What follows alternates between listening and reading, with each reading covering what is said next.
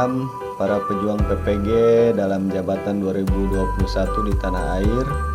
Pada video kali ini saya akan berbagi contoh RPP atau rencana pelaksanaan pembelajaran dengan menggunakan model problem based learning.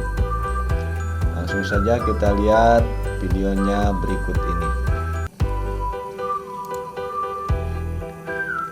RPP atau sering disebut dengan rencana pelaksanaan pembelajaran, ini salah satu hal yang sangat penting dilakukan atau dibuat oleh seorang guru. Karena dengan RPP ini pelaksanaan pembelajaran akan berjalan dengan lancar. Ini salah satu contoh RPP model problem based learning. Sini tentunya ada identitas ya, mulai dari nama sekolah, mata pelajaran, kemudian kelas atau semester, materi pokok, kemudian pertemuan keberapa, dan juga alokasi waktu. Berikutnya harus ada kompetensi inti atau KI. Di sini harusnya ada KI 1 dan KI 2, hanya itu mau dicantumkan atau tidak itu tidak menjadi patokan atau tidak jadi masalah. Tapi kalau yang KI 3 dan KI 4 ini wajib untuk dicantumkan dalam RPP. Kemudian selain kompetensi inti atau KI juga harus ada kompetensi dasar dan indikator. Sini saya mencoba kompetensi dasarnya itu 3.1, mengidentifikasi unsur-unsur teks berita, membanggakan motivasi yang didengar dan dibaca. Indikatornya memahami pengertian teks berita. Kemudian di sini hanya level C2 saja karena memahami itu level C2. Kemudian menentukan unsur-unsur teks berita, ini level 3 atau C3 ya, dan menyimpulkan unsur-unsur teks berita, ini baru di C4. Di 4.1-nya yaitu menyimpulkan isi dari berita yang dibaca dan didengar. Ini juga memuat unsur HOTS ya, atau C4, menjawab pertanyaan tentang isi teks berita, kemudian menyimpulkan isi teks berita. Berikutnya tujuan pembelajaran. Di dalam tujuan pembelajaran ini kita harus menyertakan unsur ABCD ya, atau disebut dengan A-nya itu audience atau pendengar, kemudian B-nya behavior, kemampuan yang diharapkan tercapai, kemudian C-nya condition, sebuah keadaan atau kondisi, dan D-nya degree atau tingkatan pencapaian. Ini sudah lengkap mencantumkan unsur ABCD dalam tujuan pembelajaran. Berikutnya adalah materi pembelajaran. Kita cantumkan dalam RPP ini materi pembelajaran remedialnya dan juga materi pembelajaran pengayaan. Nah, di sini model, pendekatan dan metode pembelajarannya. Modelnya ini menggunakan problem based learning, kemudian pendekatannya saintifik, metodenya diskusi, tanya jawab, penugasan, dan presentasi. Kemudian berikutnya media dan alat pembelajaran. Medianya yaitu menggunakan LKPD, PPT atau PowerPoint ya, gambar, kemudian WhatsApp, Google Meet, dan video dari YouTube.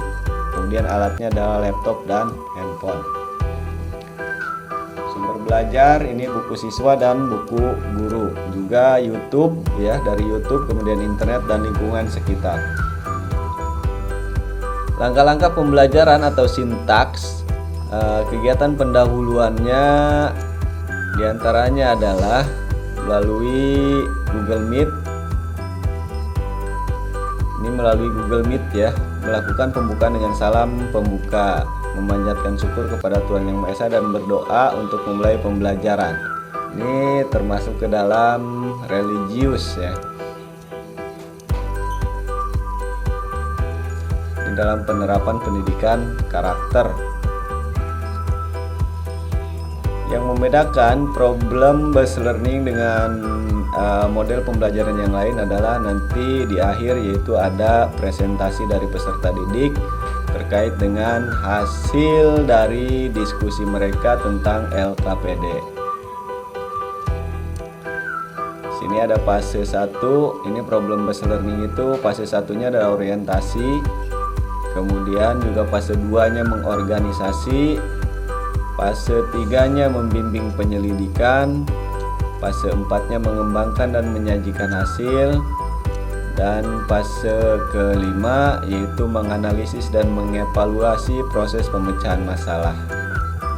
Kemudian berikutnya adalah penilaian proses dan hasil belajar. Teknik penilaiannya yaitu berupa penilaian sikap, ini dengan menggunakan penilaian observasi. Siswa itu bekerja sama, jujur, tanggung jawab, dan disiplin. Kemudian penilaian pengetahuannya ini berupa soal pretest dan posttest pada Google Formulir. Kemudian penilaian keterampilannya itu praktik. Baru setelah itu kita di sini tentunya menuliskan tempat dan tanggal pembuatan RPP yang telah kita buat dan harus ditandatangani oleh kepala sekolah.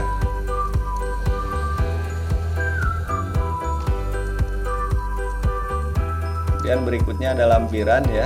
Di lampiran itu ada materi ajar. Selain materi ajar juga harus ada LKPD atau lembar kerja peserta didik.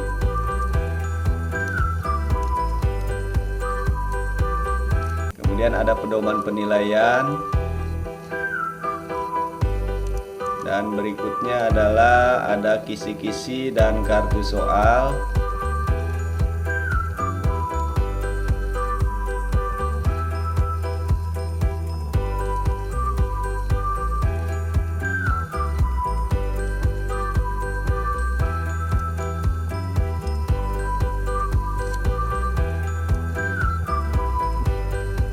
Kemudian berikutnya adalah ada lembar penilaian pengetahuan di sini ya, penilaian tertulis atau pilihan ganda.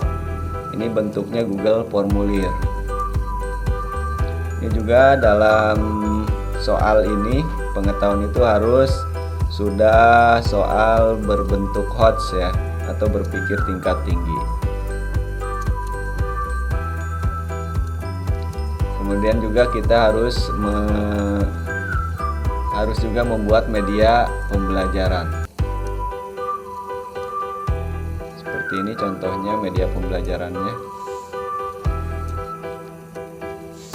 Nah, itulah untuk contoh rencana pelaksanaan pembelajaran pada proses kegiatan PPG dalam jabatan tahun 2021.